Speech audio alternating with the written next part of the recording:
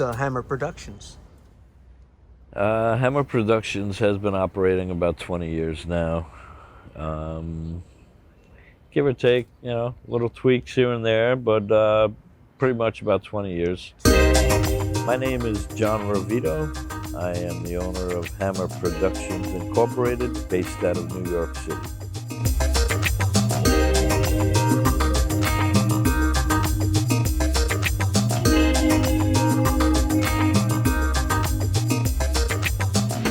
And tell, what type of events, you're saying live events, but give us a little taste of the different types of events that you do. Some of them might be festivals. Some of them would be corporate events, from video shoots to rock concerts or any other kind of concerts, jazz or folk, anything that's going on that's in the tri-state area. What are some of the like terms or the types of people that you would be hiring from, as you said, like stage people to what else? We supply audio techs, we supply lighting techs, riggers, general stagehands, truck loaders, forklift operators, condor operators. There's a corporate meeting and a concert might involve similar, functions. Yes, exactly. Corporate meeting, you still have people setting up video, and they're setting up projectors, and they're setting up screens, and they're setting up microphones and speakers and sound systems, and they still need people to operate all of those things. And a concert or festival, the same exact thing. And I've known you for too many years, or more years than I'm willing to admit on camera. I know that you have other fields of interest as well, and that you've made major inroads with other professions, and I'm just trying to see how they all connect collectively. But why don't you describe some of the other things that you do as well as production? Well, I guess they connect kind of artistically, because everything that I do is kind of artistic, I guess. Music is a type of art, and I'm also a fine artist, painter. I also cook, which is also another type of art that you can you can think of it that way. Just about everything. I also DJ, which is another form of art. I guess it's all different types of cultural things that I'm into that all play a part in what I do.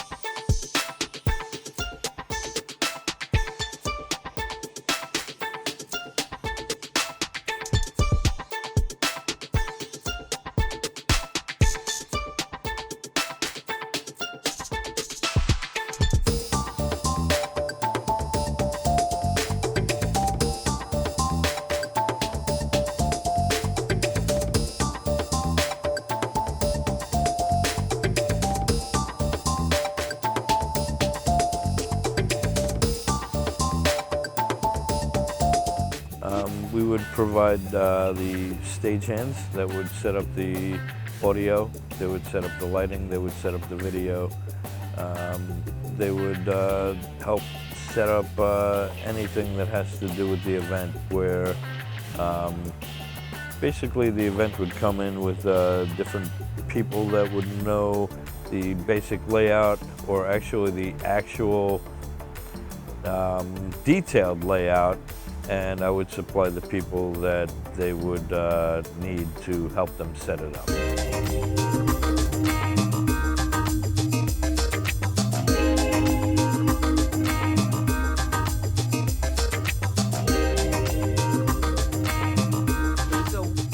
When did you get involved in the industry? Like, that's a long time for a company, but surely there must be something that happened before that. Yes, I've been involved in the industry since about 1987. 1987. 1987. How many years is that? Come on, quick, Victor. How many years? I'm sure you don't think it's a coincidence that you're in a mecca of culture, and you are a mecca of culture. I mean, is this, something that you, as a kid, thought, I'm going to do all those things and I'm going to be in an environment where potentially I can fulfill them? Nah, I never imagined that I'd be able to do that, but I'm happy that I was able to. It's just, I would assume everybody would really want to do what they love, and it's just, I'm not pigeonholed into loving one specific thing. I love all different types of creativity and art and culture, and so with me being involved in the music industry, even though it's more on the technical end, it still works towards a collective creativity that I enjoy. It keeps me interested, and I believe everybody that works with me kind of feels the same way, where if all of this wasn't involved, I don't think they would be with me like my guys are. Is there a goal that, like, what's the ideal situation for you with your company? Like, ideally, I've got this much work or whatever have you. Is there a situation that kind of defines, some of your goals with your company? Well, I guess my goal with my company was to supply enough professional people that were required for the jobs that I was getting hired for. And for so long, that seemed like that was good enough, but it seems like things are just expanding lately, and I am not going to hold things back and just keep it the way it was. It's like, if it wants to grow, which it's kind of doing without me pushing it so much, I'm gonna let it go that way. And right now, that's the way it's going, and I'm happy. Being aware, like, this can be a day or this can be a week. It's even crazier with festivals, when we're setting up for a month or maybe even more for an event that is a weekend, 2 or 3 days, all for many, many weeks of setup. And then all of a sudden it happens and it's over before you know it. And then it usually takes about half the time to break down, and we're out onto the next gig. I guess the audience isn't really thinking about, wow, I wonder how long these stagehands have been here. No, I don't think the audience even knows that we're involved. I think they just assume that they show up, everything is automatically set up, the band comes and plays, band goes home, and everything. They don't think about it after that. It's just. What do you say? So people should actually find out, like, well, we're the guys, the real guys who set this thing up.